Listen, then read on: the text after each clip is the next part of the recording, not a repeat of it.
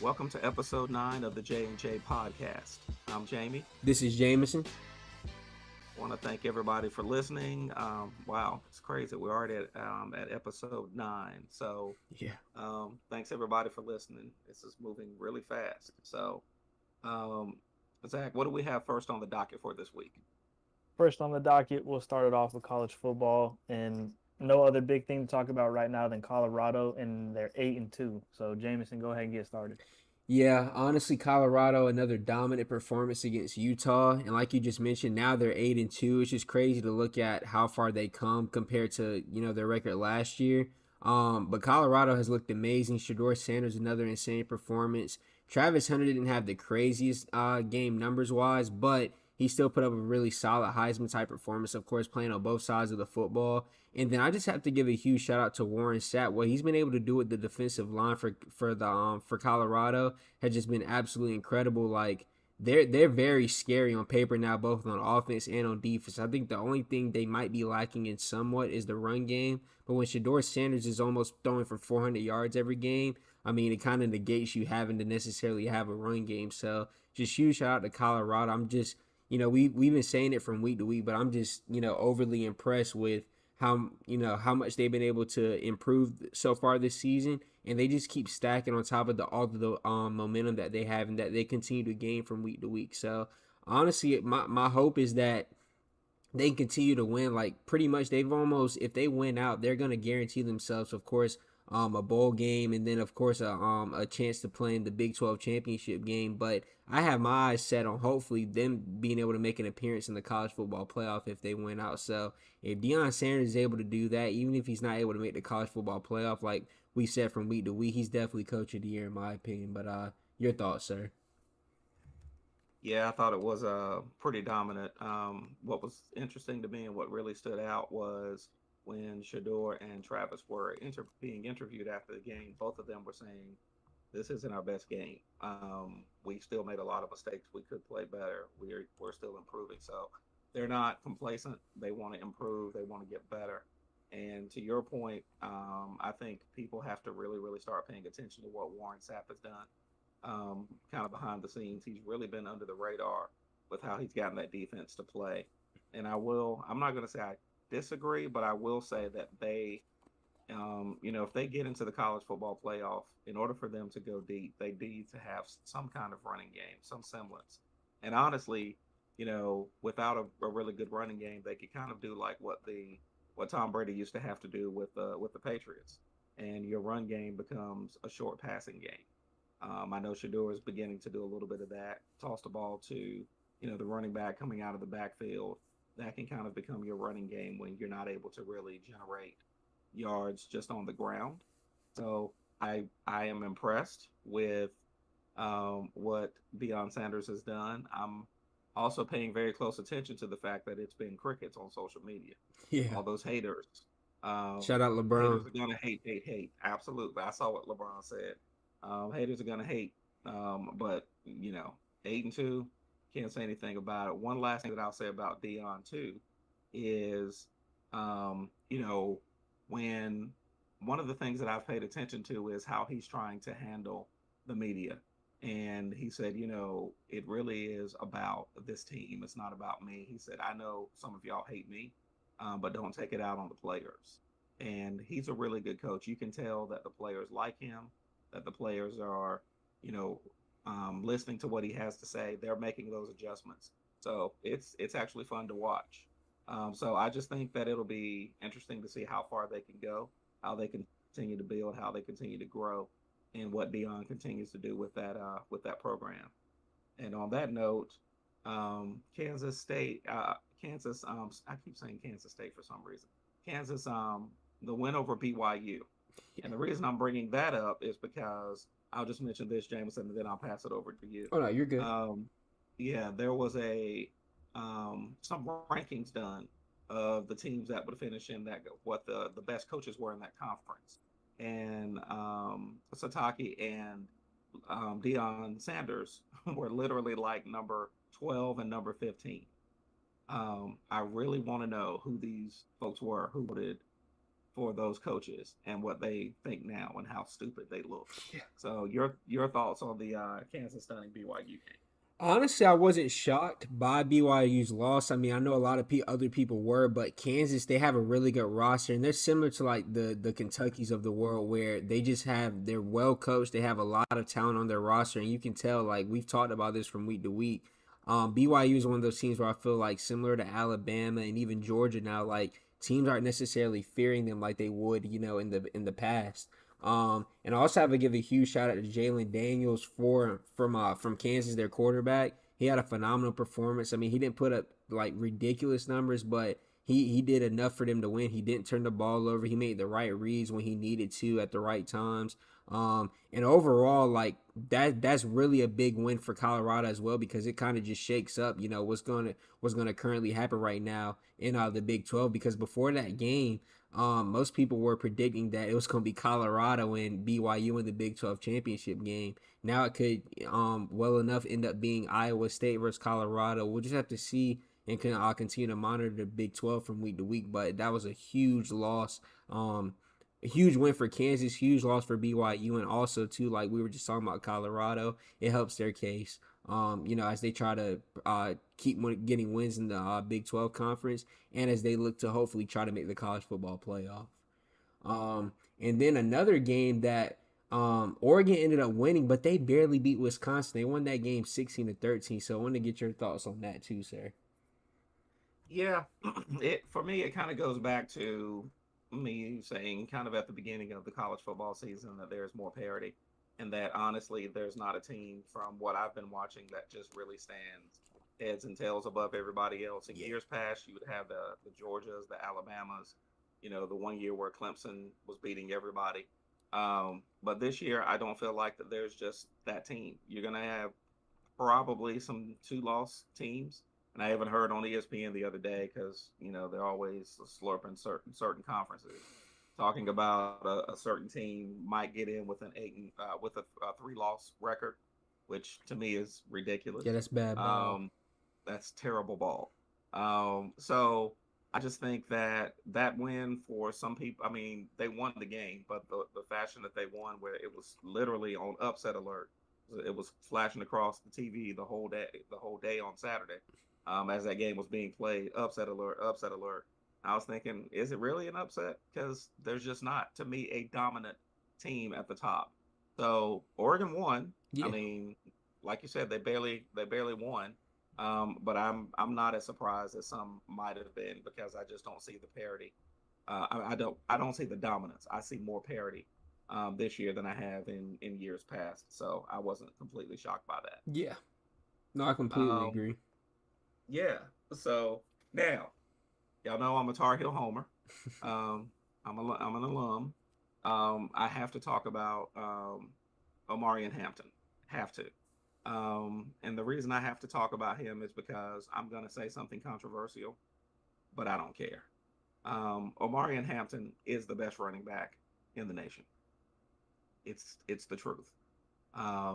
Jameson, I'm sure you're going to have something to say about this, because we talked about this off the air, but as good as Ashton Jeanty has been, a lot of it is because, and I'm not saying, like, trust me, he's put up NCAA Road to Glory numbers. Same with Omarion Hampton. It's just Omarion Hampton's playing for literally a gutter team right now in college football, so it's not being talked about. Whoa, gutter, hold on now, hold on now. I'm just talking being, about my heels, brother. With all due respect, like, they just haven't had a good season. It's just also too, like, they had such a slow start to the season. Like, Boise State came out hot, and they just continued to just build upon that. Like, they're ranked, for crying out loud. It's like Carolina's not even going to be in a bowl game. You know what I'm saying? So, and it's we actually became bowl eligible. We won our 6th game.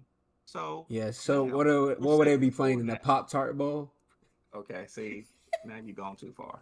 You're a habitual line stepper, and now you stepped across the line. But to your point, though, I actually agree with you. I think Omarion Hampton is the best running back in the nation, and I feel like he'll actually translate to the next level really phenomenally, depending on what team he ends up going to. Because more than likely, it sounded like Ashton Jeanty's going to be a Dallas Cowboy if Jerry Jones is in a nutcase. So, well, I will say this, and I agree with you. I know that Jeanty is going to be the first running back selected. Yeah. I know that. He's a Heisman candidate. I get all that. And to your point, Carolina, if Carolina was, in the top 10, then there'd be a different conversation. But those in the ACC who watch the ACC play, who have watched him, there was one play where he literally jumped over a dude. Um, and most times when a dude jumps over another player in the middle of a pile, they fall. He didn't. Not only did he not fall, he kept his balance, and then he drug three dudes into the end zone with him. Yep. It's so I just think that because of the team that he's on, he's not going to get the recognition, except folks who really follow the ACC. But I think once he gets to the NFL, his skill set, he can actually run. He's got some breakaway speed. He's an incredible blocker, and can certainly catch the ball out of the backfield. And the yards with contact after yards after contact, it's ridiculous. Yeah. He literally falls forward and gains almost 5 yards. Yeah. So he ended up, I think it was 244 rushing yards. That's insane. I mean, it's just ridiculous. And he was bruising people. So, I'll stop sweating him, but I just want folks to pay attention. Omarion Hampton is somebody to look out for. He might not be a first round pick because they don't necessarily value running backs like they used to. But this dude is the real deal. He's going to be a steal for honestly, we talked about, I hope he goes to the right situation. Like, even if he's mid-second round, like if he goes to a team like the Vikings, like we were discussing earlier, a team like the Bengals that could genuinely use a running back like that to take them over the hump. I'm just praying he goes to the right situation and doesn't go to a team that's going to run him into the ground like a lot of NFL teams do. So, but he's special, like you said. Agreed. So we were talking about college football. So I'm gonna make one quick transition. And Zach, I'm probably doing something that I shouldn't be doing because I want to jump into this and spend literally a couple of minutes. Mike Tyson and Jake Paul.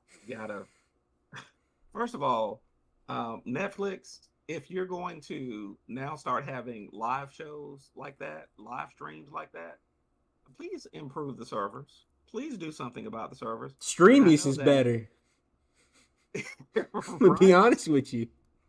I literally felt like I was watching an illegal stream. Yeah, it got so bad. People on Twitter were like, man, go watch the Streamies broadcast. An illegal stream was better than the actual Netflix stream, the quality. That's bad ball. That's bad ball. And now they're talking about on Christmas Day. Yeah, they're going to have the NFL games. And Beyonce, it was just announced she's going to perform. Yeah, we're going to see Blue Ivy perform. It won't be Beyonce if it's on Netflix. I'm going to keep it a stack with you. As your grandmother would say, Netflix. Yeah, it's cool.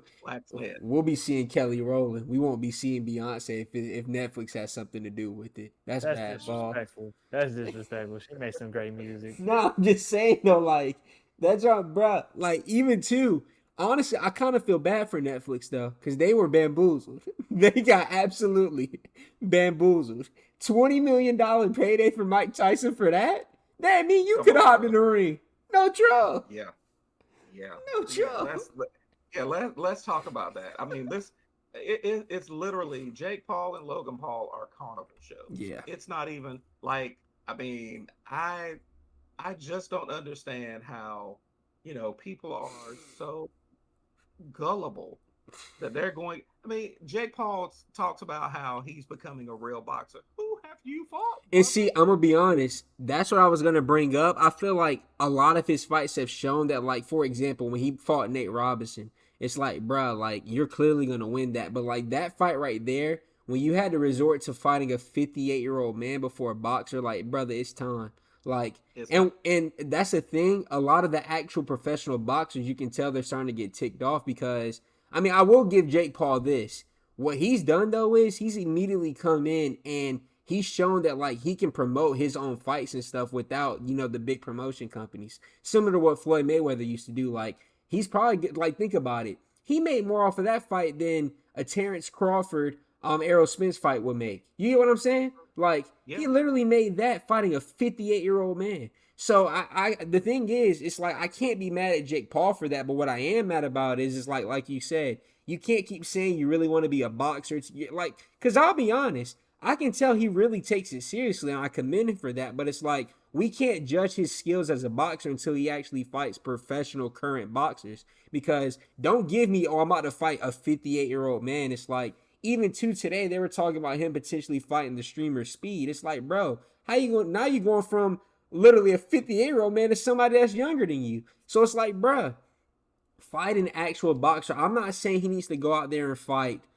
Terrence Crawford, his first actual boxer. Like he'd be a moron to do that. Or I saw Javante Davis was tweeting at him. God knows he doesn't want to do that. But think about it. You know the perfect fight for him will be, and it would honestly help both of their careers. Imagine if he fought. No, sir. Imagine if he fought Deontay Wilder. Oh my God. But think about it. For Deontay Wilder, that would be a really honestly, think about it, that would be a good payday for him. And then on top of that, if Jake Paul can hold his own with Deontay Wilder, I think that bodes well for him. Well, here's the thing. You said you can tell that he takes it serious. He takes his training seriously. Yeah. But he didn't take seriously stepping into the ring with somebody because you just said if he could hold his own. Man, he barely held his own with Mike Tyson, who was wearing a knee brace, who is 58 years old. Well, I'm going to be honest. I think after that second round, Jake Paul really could have hurt him and done him dirty. You could tell he held back. I hear you, Jake Paul held back because he was still also scared because he felt Mike Tyson caught him a couple of times in the first round. Yeah, but I also think too, it's just like I think he actually realized though what he was doing after about round 2. He's probably like, man, like if I knock out this 58-year-old man, like what good is that gonna do me? Nothing. Yeah. Well, either way, going into it, it was really about a pay. Yeah. So because I certainly didn't expect 58-year-old Mike Tyson, who weighed almost 350 pounds when he did The Third Hangover. Yeah. Movie. Like, so for somebody who was almost... And he was in the hospital. And was in the hospital. Yep. To lose all that weight, to get in shape. By round 3 or 4, it was obvious. He had nothing in him. Yeah. He was done. But I will say Jake Paul, to your point, may have held back, but I also think Jake Paul was still wary of the fact because he got hit a couple of times. Yeah. He was wary but of like the you fact that this 58-year-old man could still potentially knock me out. So it was a win-win in that they made a lot of money. Yeah. But it was not a win-win because we've become so obsessed with just entertainment. And I'll be honest, I'll be honest. Whenever after the fight, I sat there and I literally did some self-reflection. I'm like, bro, I really just sat here on a Friday night, like at almost 1 a.m, and almost like saw a 58-year-old man get knocked out. It's like, bro, like I can't, like I really felt bad about myself. But I will say this, and we'll move on after this. Amanda Serrano got robbed. That was the fight of the night. And that actually, like, I'm a big fan of hers, and to see her get hoed like that, like, that was bad. It was the second time too. Yes, it was the second time, and what makes it even worse was the girl that she fought, she had been headbutting all her opponents, and they just kept letting it slide. And I'm like, how do you let it slide with in a fight of such magnitude? Because like that was literally for a championship belt. That wasn't just no exhibition fight. Like that was a really important fight. But I will say this: everybody that literally watched that fight knows that she won. Like I didn't see, know that she was the actual winner of that. I didn't see anybody on Twitter, ESPN, nothing like that saying, like she lost. Like everybody knows. And it was honestly the funniest part to me was just seeing like her trainers and stuff. That man was cursing like a sailor. After the fight, that joke was funny, but yeah, I felt bad for her. Yeah, I did too. Last thing I'll say. Go ahead. No, I was just gonna say last thing that I will say is whoever she fights next, and I mean bottom line is folks will be ready for the headbutting. Yeah. Like I remember the event when Evander Holyfield fought Mike Tyson, and Mike Tyson said he headbutted me. He headbutted me. Yeah. I was like, yeah, but you bit his ear, bro. Yeah. So facts. yeah.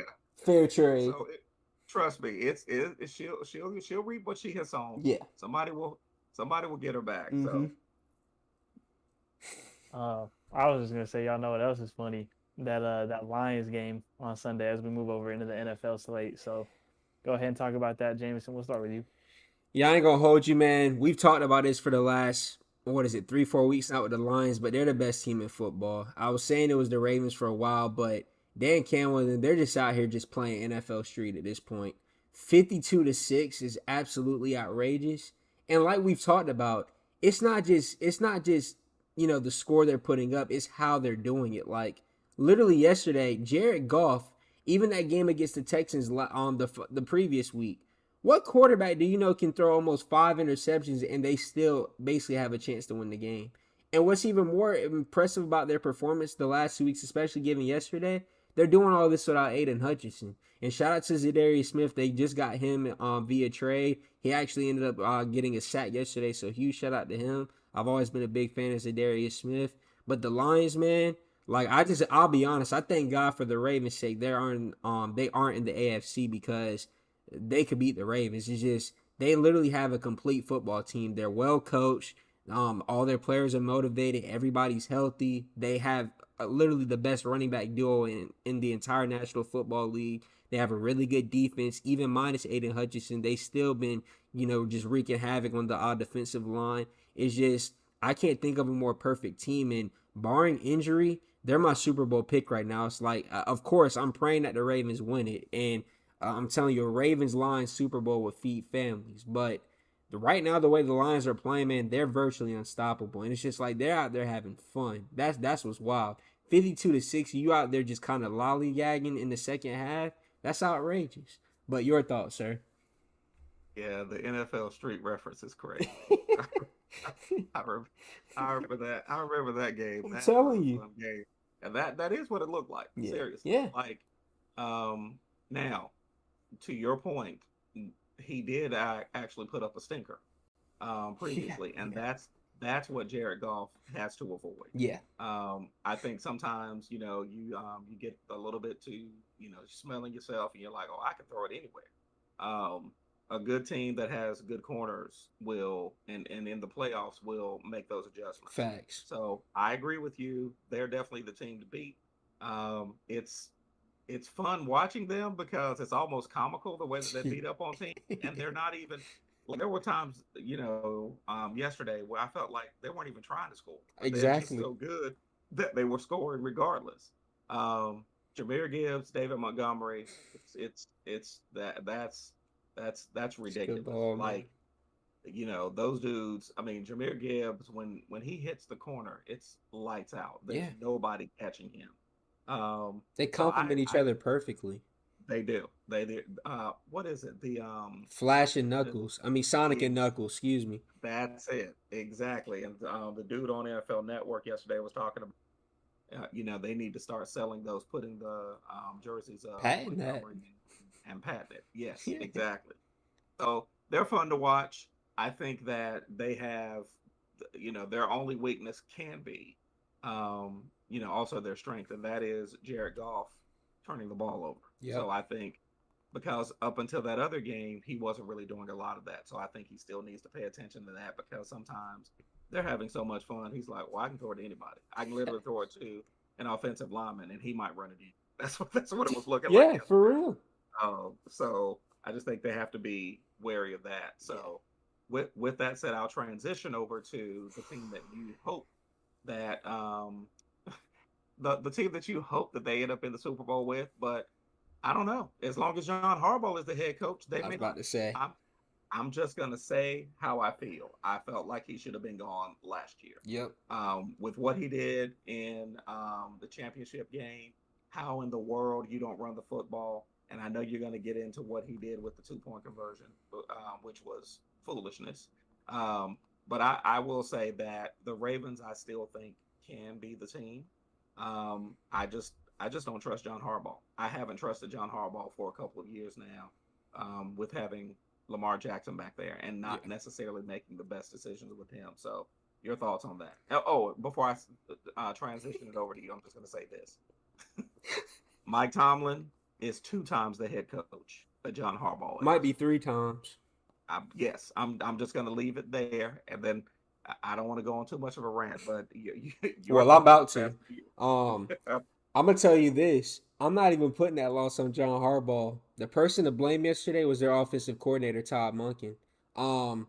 This is the same crap he did last year, and I'll be honest. I've had to take a step back. I get, John Harbaugh has made some very incompetent decisions, but he's not the one calling the plays on offense. Todd Monken was their offensive coordinator last year in the playoffs against the Chiefs too. He tried to be fancy, and do something outside of his comfort zone, what got them there, and they didn't run the football. And once again, for crying out loud, why do you sign Derrick Henry for games like that? Everybody knew coming into that game for the Ravens and Steelers, it was going to be a low-scoring game. It's a rivalry game. Honestly, those are the type of games where the more physical team wins. You have the most physically gifted running back we've probably ever seen in NFL history. And Dad, I'm gonna get your thoughts on this. Guess how many touches Derrick Henry had yesterday? What was the final total? I know That brother had 13 carries. Are you kidding me? Are you Dad, kidding me? and then it takes matters even a step further. The brother had 0 carries in the entire fourth quarter. That's on Todd Monken. He's a bumbling buffoon. Well, but before you finish that thought, and you said I'm not going to blame John. Well, John Harbaugh, after you saw what he did last year in the yeah, you shouldn't have brought him back. You shouldn't have brought him back. That told you everything you needed to know. But I'm gonna be honest though, Dad. What's annoying though is Derrick Henry. Like, for example, the games that they should win, where they can actually try to be, more experimental on the offensive side, like do some quarterback design runs, run some play actions. They'll do that against teams that are god awful that they're supposed to beat. And then a game like this, where literally there's no reason why Derrick Henry shouldn't have at least 25 carries that game. It's like, for crying out loud, why'd you sign the brother?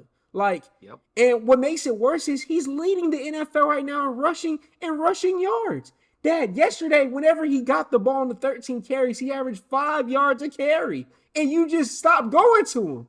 It makes absolutely no sense. And then to make matters even worse, the Steelers offense, they were doing everything in their power to try to give the Ravens that game. Absolutely. Think about this. Lamar Jackson threw one of his 3 interceptions on the season, and will say this. I got to give a huge shout-out to the linebacker for the Steelers, Peyton Wilson. That was one of the craziest interceptions I've ever seen, when he just took the ball from Justice Hill. I'm not even blaming that interception on Lamar Jackson. But think about this. Justin Tucker missed 2 field goals, which is never going to happen again. I don't even think you could do that on Madden if you try to miss 2 field goals with Justin Tucker. Justin Tucker missed 2 field goals. They only put up 16 points that entire game. They also turned the ball over. They fumbled twice. And then on top of that, Lamar Jackson didn't have the craziest game, and they still almost had a chance to win the game. And here's how I'm going to add insult to injury too with the whole Ravens fiasco. They scored at the end of the game. It was a 2-point game. They threw the touchdown to Zay Flowers on the slant route or whatever. Tell me why on the 2-point conversion, Derrick Henry's not even on the freaking field. Are you kidding me? Derrick Henry was not even on the field on the 2-point conversion. I don't care if the brother is not touching the football on that play. You can use him as a decoy. The way the formation they came out in, everybody knew it was a quarterback run with Lamar Jackson. They didn't even have any wide receivers or tight ends on the field. So you knew he was running the football. How stupid can you be? Well, and I'm telling you, that's the type of incompetent stuff that I can't even fully blame on John Harbaugh, because he's not the one calling the offensive plays. But Todd Monken, my brother, you better get it together, because he gonna mess around. You mess around and do that against the Steelers or even the Bills or the Chiefs or one of these, powerhouses in the AFC. Exactly what happened yesterday is exactly what's going to happen in the playoffs. Like, you mess around and play around like that against a team that gets it going, or like, Dad, even Russell Wilson threw a Stevie at the end of the game. I'm telling you, the Steelers did everything in their power to almost give that game away to the Ravens, and Todd Monken sold the bag, man. I really just feel bad for Lamar, and God knows I feel bad for Derrick Henry, because it's like, for crying out loud, why'd you bring the brother in? 13 carries against the Steelers, that is nasty. That is atrocious work. Are you kidding me? Okay. Sorry. I said you had a rant. That jump bad ball, man. You got it off your chest? Yeah, I'm good, man. It's Todd Monken. If I see that brother in the streets, which I probably never will, just know it's up, brother. You're a war criminal. Can't stand that, brother. Boy. All right, so let's move on from the Ravens and Steelers, because I now know how you really feel. So the Atlanta Falcons, did they know that there was a football game on? I don't think they did. Bo Nix, my God, like, what in the world? That was a surprise to me. Yeah. And I'll let you jump in, because I know you want to talk about the Broncos, but the fact that they put Penix in at the end of the game, of course, there's now speculation. Well, what's going on? the game was so out of hand at that point. I would have put Penix in. I probably would have put Penix in the second half. I agree. How badly the offense was playing and how well that the Broncos were playing. So I'll let you jump in, give your thoughts, but that was somewhat of a shock to me. I honestly thought that was going to be a competitive game. Yeah, I'll say this, and we talked about it. This could end up being one of the best quarterback classes we've ever seen long term with Drake May, with Bo Nix now.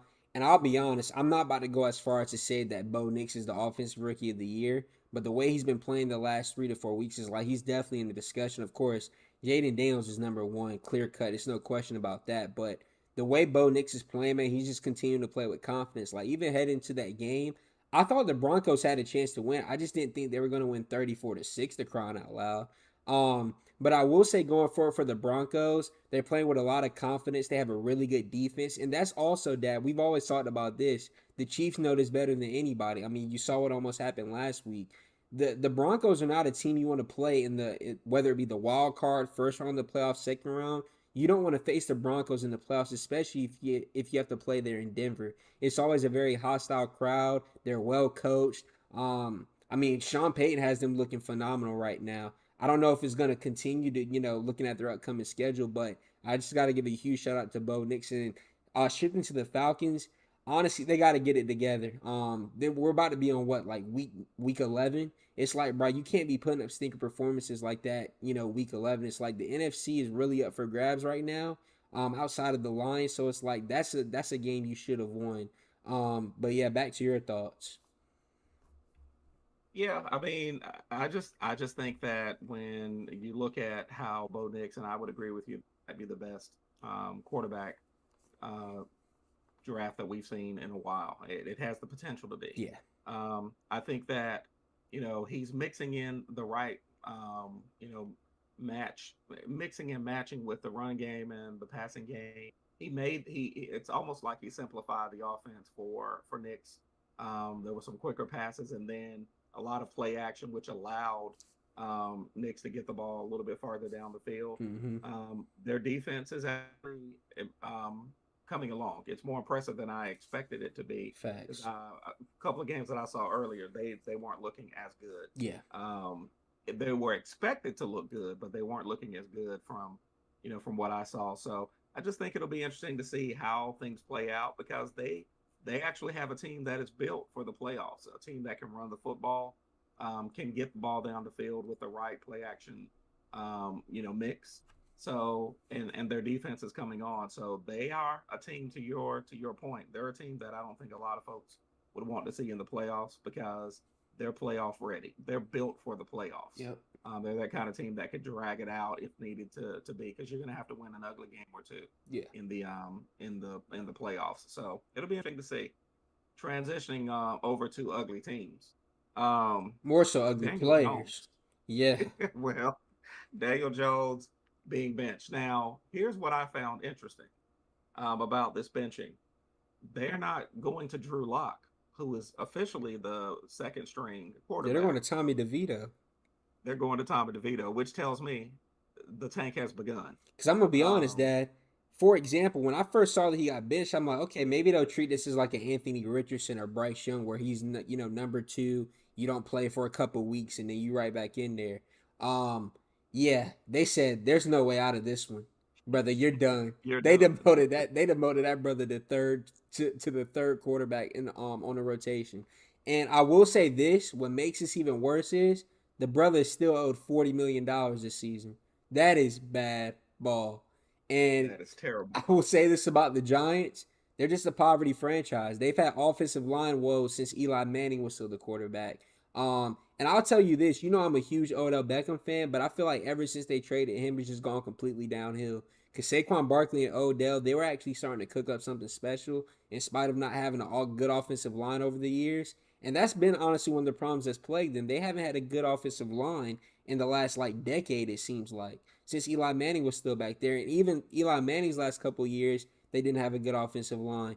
And I'm not trying to sit here and make excuses for Daniel Jones, but it's like realistically, it really goes back to the conversation that me and you have even had about quarterbacks being able to develop. I can't blame Daniel Jones for accepting a $40 million a year contract. It's like Stevie Wonder would accept that contract without even seeing it. You get what I'm saying? Yes, But you see what I did there. I see what you But did there. like the thing is, this just shows how incompetent the front office has been for the New York Football Giants, because it's like you paid Daniel Jones $40 million, which he didn't deserve. He was putting up stinker performances before he even got his money. Like everybody was appalled whenever he got that contract. You then decide to sign Evan. They drafted Evan Neal. He's been god awful at the offensive line position for them. And then instead of paying Saquon Barkley, who is literally one of the best players you've ever had in your entire franchise, you decide to let him walk. Try to sign weak offensive linemen this offseason, and then you gave Daniel Jones all that money, and now the brother's third string. You have nothing to show for it. And what's wild is that Mike. What's their coach's name? I always forget his name. It'll come back to me. Dabo. Yeah, Dable. Brian Dable. Um, what's wild is he literally won Coach of the Year 2 years ago. People forget about that, and look where the Giants are now.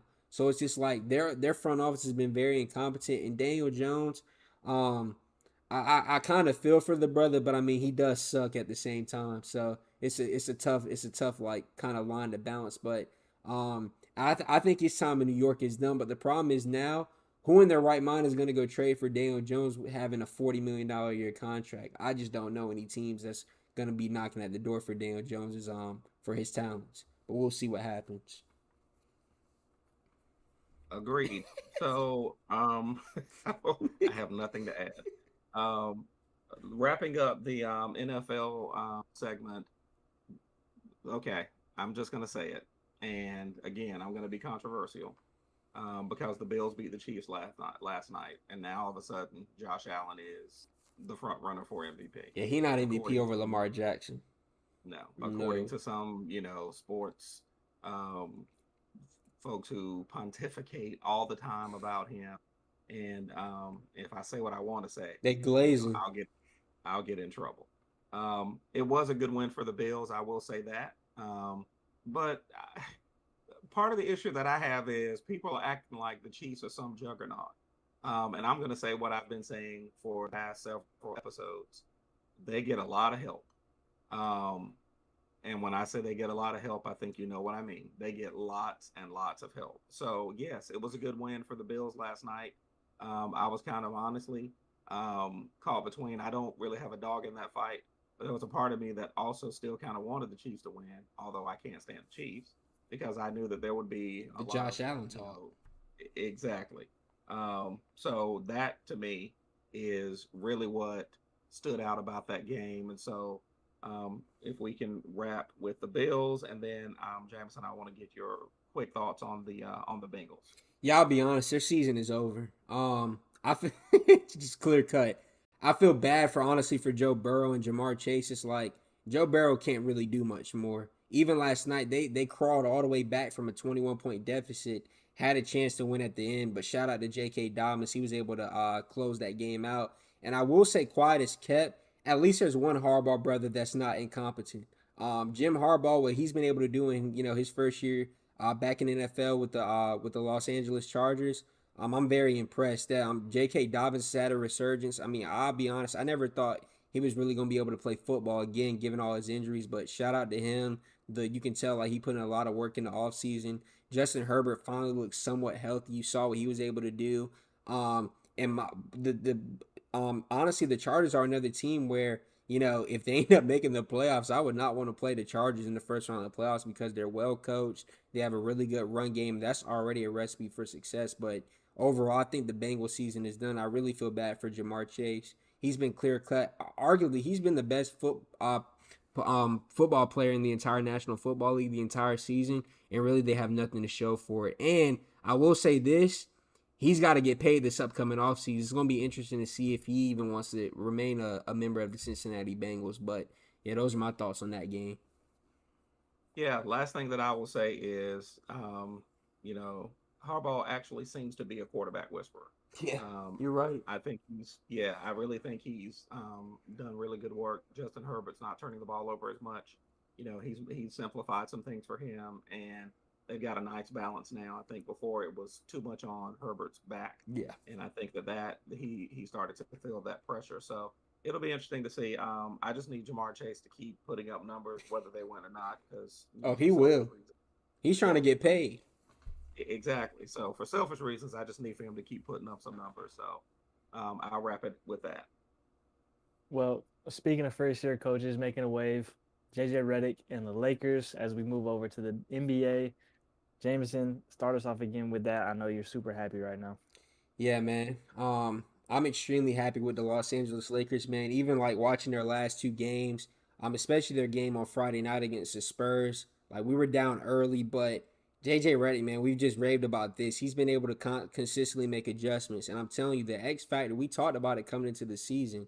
The X factor for that team has been Dalton Connect. Of course, like I gotta give a huge shout out to Anthony Davis. He's my MVP right now. The performances he's been putting up, and then LeBron. Father Time, he's still defeating Father Time. I mean, four straight triple doubles at his age is absolutely wild. Like that, me and you were talking about it. The person that put up the most triple doubles, I think it was age like 33 or 34 plus was Jason Kidd and LeBron. LeBron literally broke his own record, and he's about to be 40. So just to put things into perspective of how good LeBron's been able to continue to play even given his age, but I will say this though, even watching the Lakers games, this is why me and my dad get so frustrated with Rob Pelinka. It's like anybody with two sets, like anybody with two eyes, can literally watch a Lakers game and see the changes that they need to make. Like, of course, you already have LeBron, you have AD, you have Dalton Connect, but they have to go get another solid big man. And D'Angelo Russell, my brother, I want you out of LA, man. I don't want you near the Hollywood sign, the Funko Hollywood shop. I don't want you near Roscoe's Chicken and Waffles. I just want you gone from LA. I don't want this brother in LA anymore. I don't even want him in a Clipper uniform. I want him on the East Coast. Um, that brother, he's been putting up some absolute stinkers, and like me and Dad, you know this. We've tried to defend him for the last two seasons he's been with the Lakers. And I'm always like, man, at least he doesn't turn the ball over. He'll play decent defense. He's not even doing that this season. I want D'Lo gone. But hopefully Rob Pelinka can make a move or two. I just don't trust him to do that, like we've said from week to week. But if he goes out there and gets a Walker Kessler or a Cam Johnson or do a package deal and maybe get Colin Sexton and Walker Kessler and just get rid of, D'Angelo Russell, I think this Lakers team will be really good. And then I also lastly have to give a huge shout out to Cam Reddish and Max Christie. What they've been able to do, like Cam Reddish will go from playing 3 games starting to not playing 3 games. Same with Max Christie. It's like both of them have kept really professional attitudes. Even on Friday's game, Max Christie was a difference maker. He came in, gave solid minutes off the bench. So I'm really loving what I've seen out of, the young guys, Dalton Connect, Max Christie, etc. But D'Lo needs to be gone. And if the Lakers are really going to be serious and can actually compete for a championship, Rob Pelinka needs to make a move sooner rather than later. But your thoughts, sir? Yeah, I pretty much agree with everything you said. It's just hard to defend. I don't know how he and Gabe Vincent, like why Gabe Vincent has forgotten how to play I basketball. forgot to even mention his name. Yeah. It's well, and there's a reason you forgot because he does nothing. He literally does absolutely nothing. So I don't trust Rob Pelinka. I think, and I think I've said it to you and Zach before, that if I don't see Pelinka make some moves by like Christmas time, he's going to waste yet another year Yep. of LeBron and AD, playing very, very good basketball. AD in the MVP running right now. He 40 and I think it was 40 and 14 or 40 and Yeah, 12. 41 and 12. 41 and 12. So it's I'm not going to spend too much time on it because it ticks me off. But D'Lo needs to be gone. Gabe Vincent needs to. What is it? The Wong Dong Tigers. Wong Dong Tiger. Wong Dong Tiger. He needs to be gone. I think that's how Shaq said it. He needs to be gone. He needs to be playing for the Wong Dong Tigers. Like it is out of control. That speaking of that real quick, is Jared Vanderbilt still in the National Basketball Association? I'm not sure. Anthony Edwards said it to him a few games ago. He was like, "You ain't played in 2 years." That's another brother I'm getting tired of because it's just frustrating because he's such a good defender and he's a perfect fit, especially that Darvin Ham put him in lineups where he was able to be productive. Could you imagine what JJ Redick would be able to do with some of the different lineup combinations? But it's just frustrating. He doesn't even seem like he wants to play basketball anymore. I agree. I agree. So I'm going to move on from that. Um, the moving over to the Oklahoma City Thunder. Yeah, they look They've phenomenal. actually, yeah, they're playing good basketball without Chet. I was concerned because I wasn't sure about, yeah, because I don't think what's his name, Isaiah Hartenstein. um, Hartenstein. I don't think he's back yet either, is he? No, he's not. Nor is Yeah. So Jalen I was Williams, the other Jalen Williams. the other Jalen, right? So I was concerned when Chet went down because I thought, okay, with Hardenstein not playing, they were going to lose some of that height, and the Jalen Williams, who is not hurt, Yeah, has J been Dub. playing the five position. Yeah, so it's been impressive. I mean, Shea is going to be Shea. The other dudes have stepped up. Joe has actually been, stepping in, filling in some of the gap. And Lou I Dort. Shout out Lou Dort. Yeah, I mean, everybody knows coming into the league that he was, a defensive specialist, and this brother really took time to work on his game and work on his jump shot. You cannot leave him open now. He Nope. reminds me a lot of like Ron Artest Yep. with the Lakers. Yep. Played really, really good defense, but then kind of became, a corner 3-point I like specialist. that comparison. Yeah, yeah. I mean, same type of, profile. Yeah. And then he, developed the jump shot and was you leave him wide open, he's gonna knock that corner three down. So and he plays good defense, of course. Yep. So I like what I'm seeing out of the Thunder, even without Chet being in there. Your thoughts? Oh no, I completely agree. I got to give a huge shout out to, of course, Shea. He's second in MVP right now behind Anthony Davis, in my opinion. But yeah, like the fact that Jalen, like J Dub, I keep saying this, like he switched positions so many times. Like he played guard in college, then he ended up playing the three whenever he first came into the NBA. He's played the four, now he's playing the five. Like I watched their game last week against the Pelicans. The brother was hooping. Like brother almost had a triple double playing the five, and he's 6'5", 6'6" tops. Like it's absolutely insane to watch. And then what makes their performances even more impressive, Dad, like Chet's out. You mentioned Isaiah Hartenstein's out. The other Jalen Williams is out. Alex Caruso hasn't even been playing. Like they're missing basically half their entire roster, and these aren't just players that just don't play. Like these are contributing players that that's why they were our pick to end up winning the NBA championship this year. But I'm just really impressed with the job the Thunder have been able to do, and the fact that they've low key even gotten better even since last year. It's just phenomenal to watch. So huge shout out to the Thunder, what they're doing over there. Shout out Sam Presti too. That man is a legend. Yep, I agree completely. So talking about teams potentially putting on legendary performances, the Cavs are 15-0, and it's going to be interesting to see. Number one for them, it's health. From my perspective, Jared Allen is actually healthy. Mobley too. Mobley is actually healthy. Jared Allen has had a tendency over the last couple of seasons to not always be healthy. I mean, again, nobody can help these things, but I'm just for them to continue down this path. And shout out to Kenny Atkinson because of my God, Facts, man. they look like a different team, especially defensively. Yep. It was never in question what Donovan Mitchell was going to be able to do or what Garland was able to do. But sometimes last year, they looked like they were taking turns. Yeah. And now it's just like within the flow of the offense, both of them get theirs. Mobley is now sometimes going down on the block and actually, playing in the low post. Jared Allen always did that, and now he's healthy. So, I'm just going to monitor it. I think that they're a team that people are going to have to pay very close attention to. Are they a team that could knock out the Celtics? We'll have to see. Can they continue to build good habits as the season progresses? We'll see. But your thoughts about that? No, I completely agree. I agree with everything you said, and even when you brought up the Celtics point, people forget they won a game against the Celtics. Then Donovan Mitchell got hurt. Like they actually had a chance even last year to actually compete.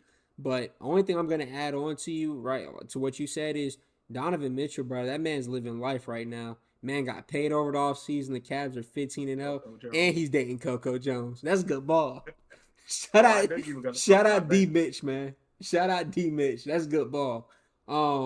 But speaking of good ball, we have to talk about. There's two other things. We'll transition to some of the wild scoring performances this past week, but also have to give a shout out to the Houston Rockets quickly. I know you more so, we both talked about it, but you more so talked about how good of a season they could have this year. They're literally tied for third in the West right now with the Lakers. So huge shout out to Ime. Yeah, huge shout out to Ime Udoka. Huge shout out to Jalen Green, Alperen Sengun. Like their whole team has just been going crazy. Like, and the thing is, what I like for them is they're so young. It's like they're actually getting to taste what's early success looks like to start off a season, as opposed to trying to make up ground like they did last year. So the fact they're already 9-3 and they're continuing to just keep stacking on that, it's just been really fun and impressive to watch.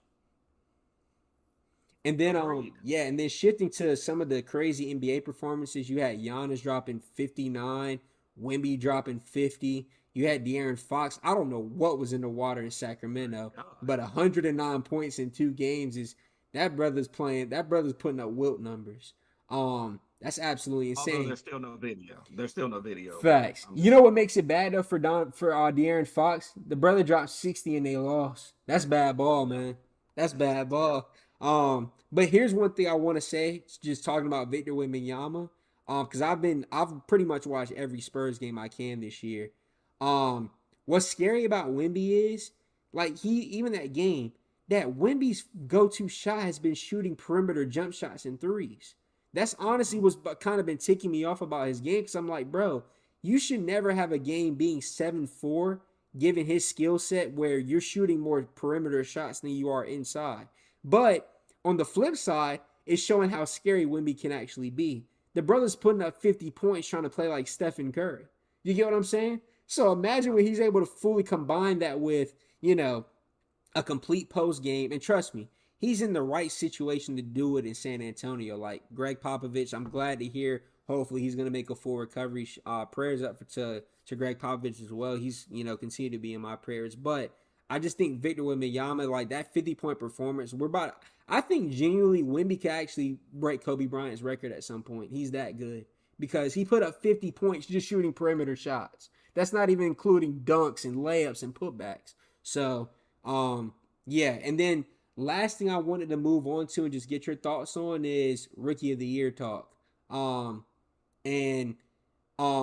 be honest, it's between Jared McCain and Dalton Knecht right now for me, which is absolutely wild because people forget they were picked 16 and 17. They were picked back-to-back. But those are my 2 Rookie of the Year favorites right now, the way they've both been playing. I would give the slight edge to Jared McCain, though, right now. He's been phenomenal. Well, I would agree with you about Jared McCain because he had to. I mean, Paul George. They don't want to play in Philly. Right. I mean, he's had, not only that, though, he's had to pick up the slack. Yep. Because Maxi's been out as well. Because Maxi's been out as well. You don't know. And I'm Joel Embiid, man, I chose this. Wandong Tiger. Oh my God. I'm so, like, I don't know what to do about that dude. So I would agree with you. Now, if Dalton Knecht, if JJ Redick makes the decision to continue to start Dalton Knecht, I think he can catch Jared McCain. I agree. I do, because he's been, early in the season, he started out coming off the bench. He's now getting more playing time. I know he started a couple of games with Rui hurt. So it'll be interesting to see if he makes that adjustment, keeps him in. I could potentially see Austin Reeves, Knecht, Rui, and LeBron, and then AD. I agree. Actually think that's a lineup that could be. That's very, a def lineup.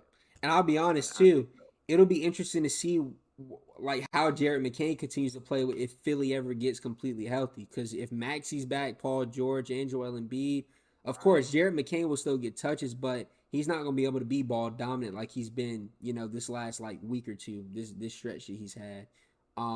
So last thing I want to talk about too is before we transition to moving the needle and our predictions and everything, is the Knicks and Timberwolves trade is finally starting to look like it's a win-win for both sides. You remember I said that like a couple episodes ago that I thought the Timberwolves are actually going to be the winners of the trade long term. Honestly, to start off the season, it looked like the Knicks just flat out robbed them and fleeced them, because Karl-Anthony Towns is, I don't know if Jordan Woods is just, I don't know what's happened to that brother, but something's in the water at the bodegas in New York, because that brother's been hooping. 46 points. He's been going crazy. Like, even last week, seems like, honestly, right now, he's their best player on the Knicks. Jalen Brunson has had a slow start to the season. Like, Cat is their guy right now. But I watched some of the game last night. Seeing Julius Randle's performance, like and him finally starting to come into his own in the game winner he hit against the Suns. Shout out to him. So it's actually looking like it's finally starting to be a win-win trade for both teams. But want to get your quick thoughts as well.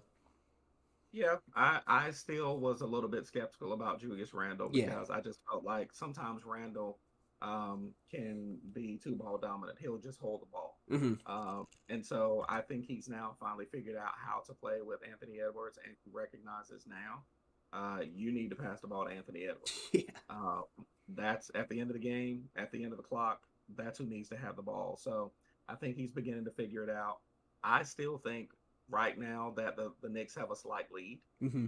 It'll just be interesting to see how because DiVincenzo has been horrible. Yeah, he has. Um, yeah, he's been stinking the joint up, doing all that talking and now doing I was about to absolutely say, ever since he said all that stuff, that game they played against the Knicks and to Jalen yes. Brunson's dad, all that, it's like, brother, you talking the talk, but you ain't walking the walk. You know what I'm saying? Yeah, Like, you've been he's terrible.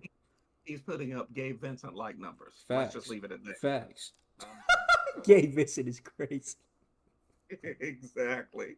So, all right, we'll go ahead and transition. Zach, what's last Yeah, on for that tonight? that was a Today. crazy stray. Going into it though, wrapping up the episode, moving the needle. We'll start with you, Jamie, this week.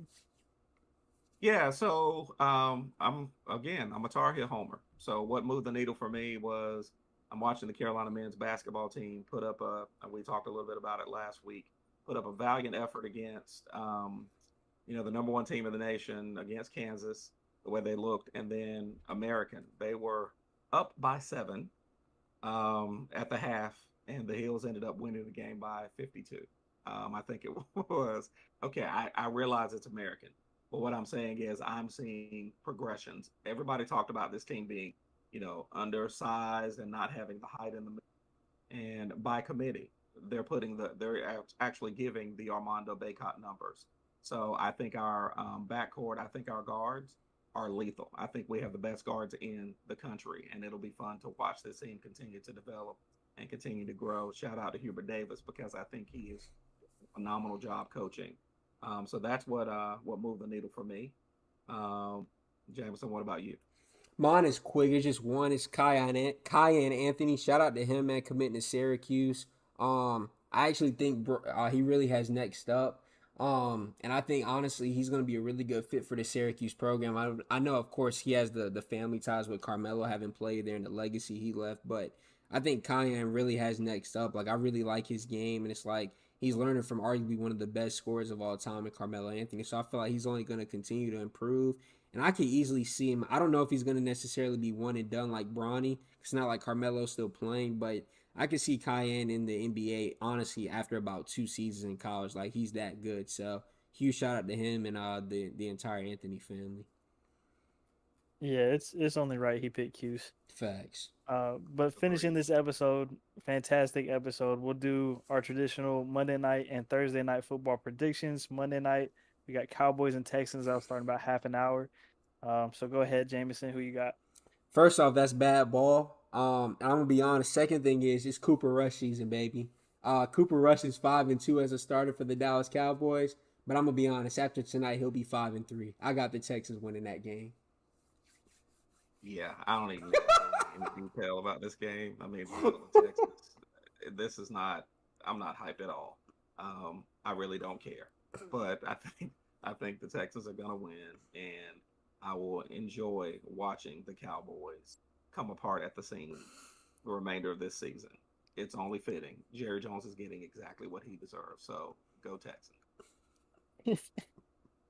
Wrapping it up, Thursday night football, Steelers I and sounded get what he I sounded deserves. evil. It's So like Dr. Doofenshmirtz. Like, bruh.